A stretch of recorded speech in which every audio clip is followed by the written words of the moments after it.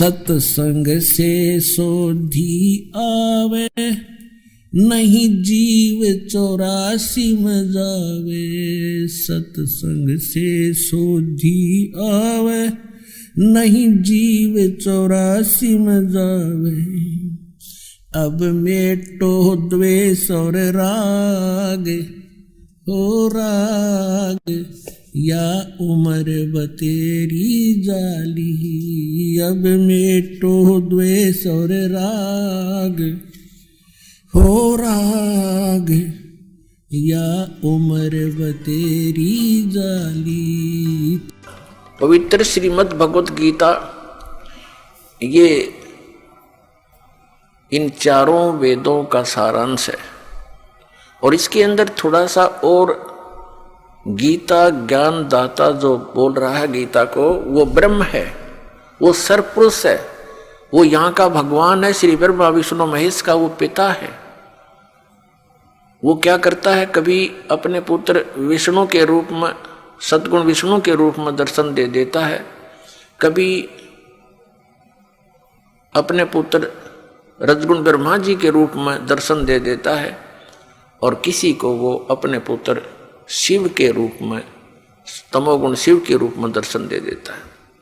और जिस कारण से ये भ्रम फैल जाता है, ये समझ नहीं पाए अभी तक हमारे आचार्य गुरु मंडलेश्वर कि ये कौन है। कभी ये कहते हैं, जैसे इनसे कोई प्रश्न करता है कि हमने सुना है रजगुण श्री ब्रह्मा जी, सतगुण श्री विष्णु जी और तमगुण श्री शिव जी है, क्या आप इस बात से सहमत हैं? तो कुछ एक तो कहते हैं हाँ सहमत हैं,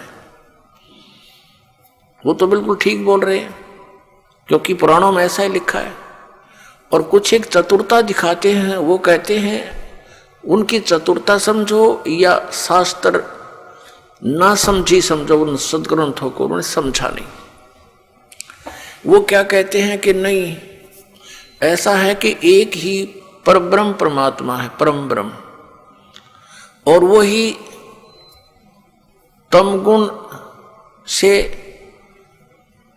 तमगुण रूप धारण करके वो जैसे शंकर रूप में परिवर्तित हो जाता है, बन जाता है, वही सतोगुण से विष्णु बन जाता है और वही रजोगुण से ब्रह्मा बन जाता है, वो एक ही है। तो ऐसी जो स्टेटमेंट देता है, ऐसे विचार रखता है, वो अपनी इन पवित्र पुस्तकों से भी परिचित नहीं है, पवित्र पुराणों से भी परिचित नहीं है, वो बिल्कुल अज्ञानी है या वो चतुर व्यक्ति है। तो ऐसे व्यक्तियों से अब हमने सावधान होना पड़ेगा, क्योंकि हम शिक्षित हो गए, सदग्रंथ ये हमारे पास उपलब्ध हैं, हम इनको पुनः देखेंगे और वही मार्ग हम ग्रहण करेंगे जो हमारे सदग्रंथ बताते हैं। गीता जी अध्याय नंबर 16 के श्लोक नंबर 23-24 में यही निर्णय दिया कि अर्जुन,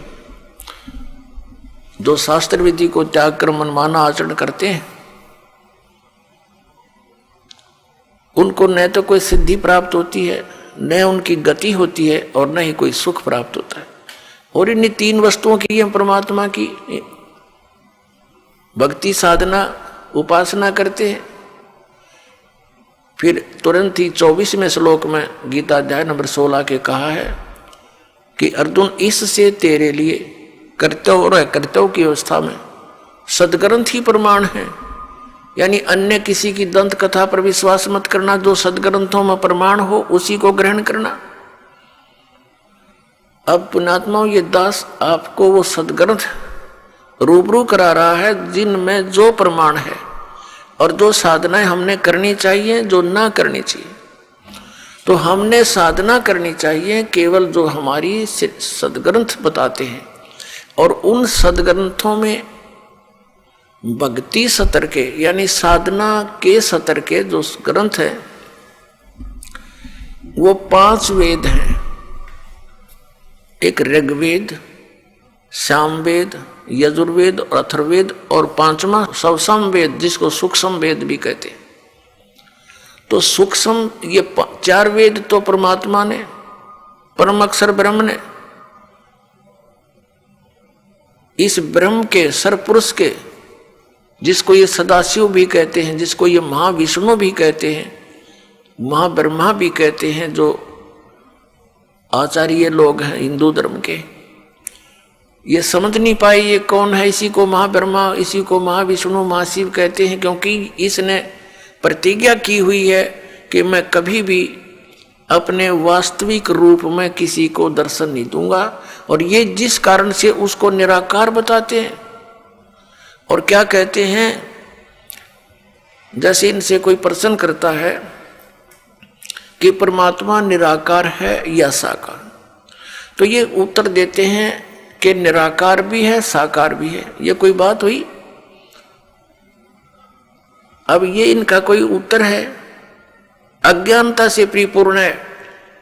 फिर ये आगे उसको डिफाइन करते हैं, परिभाषित करते हैं कि परमात्मा निराकार है, और जब वो अवतार धारण करके आता है श्री राम, श्री विष्णु रूप में, कृष्ण रूप में, तो वो साकार होता है। यहां तक इनकी बुद्धि सीमित है। परमात्मा निराकार भी है और साकार भी है। ये पहले तो ऐसे शब्द जो बोलता है वो ज्ञान के आसपास भी नहीं है, अध्यात्म ज्ञान के, केवल मूर्ख बनाना ही उसका उद्देश्य है। बहुत दिन हम मूर्ख बन लिए, पर अब नहीं बनेंगे। अब हम उस सत्ज्ञान को ग्रहण करेंगे जो हमारे सदग्रंथों में लिखा है। तो इस कारण से ये न तो वेदों से परिचित, न ये पुराणों से परिचित, और कहाँ ये शंकराचार्य, कहाँ ये गुरु मंडलेश्वर, और गीता के मर्मज ज्ञाता, गीता मनीषी, इन कख का पता नहीं गीता और वेदों और पुराणों के बारे में।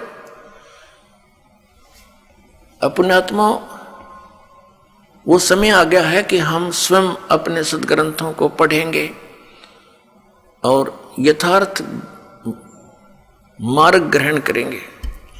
अब प्रसंग चल रहा है कि हमारे वो पवित्र सदग्रंथ जो हमें सहयोग में लेने पड़ेंगे वो कौन कौन से हैं, जिनको आधार बनाना पड़ेगा। तो 5 तो ये वेद हो गए, और 4 वेदों का सारांश उस सूक्ष्म को छोड़कर 4 वेदों का सारांश है श्रीमद् भगवत गीता। लेकिन श्रीमद् भगवत गीता बोली किसने है? यह सरपुरुष ने बोली है।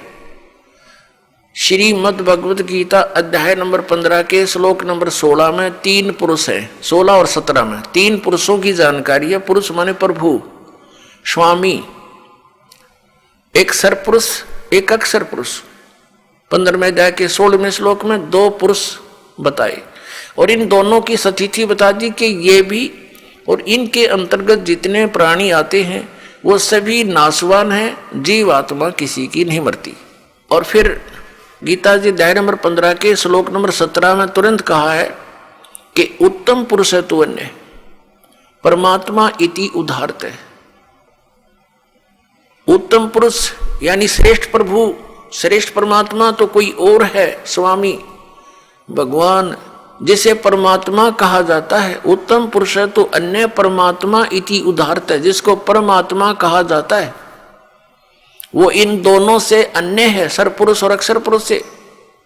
और वही तीनों लोकों में प्रवेश करके शब्द का धारण पोषण करता है। जैसे 15वें अध्याय के गीता जी के मंत्र 1 में और 2 और 3, 4 में, गीता जी अध्याय नंबर 15 के श्लोक 1, 2, 3, 4 में प्रमाण दिया है कि उल्टा लटका हुआ संसार रूपी वृक्ष है, जिसकी ऊपर को जड़ है वो तो परम अक्षर ब्रह्म समझो, आदि पुरुष परमेश्वर, और नीचे तीनों गुण रूपी शाखा है। और जो संत इसके पूरे विभाग बता देगा, सवेदविद, वो तत्वदर्शी संत है। तो परमेश्वर स्वयं आए थे वो सूक्ष्म ज्ञान प्रदान करने के लिए, सूक्ष्म वेद प्रदान करने के लिए, और वो ऐसा प्रत्येक युग में करते हैं। यही वेदों में प्रमाण है कि परमात्मा ऐसी लीला करता है। वो सह शरीर आता है और सह शरीर चला जाता है। वो साकार है, नर आकार है, मनुष्य दृश्य है वो परमात्मा। हमरे ही उनिहार है, हमारा सिरजनहार। उन महापुरुषों ने जिन्होंने परमात्मा को पाया उन्होंने भी ऐसा ही बताया।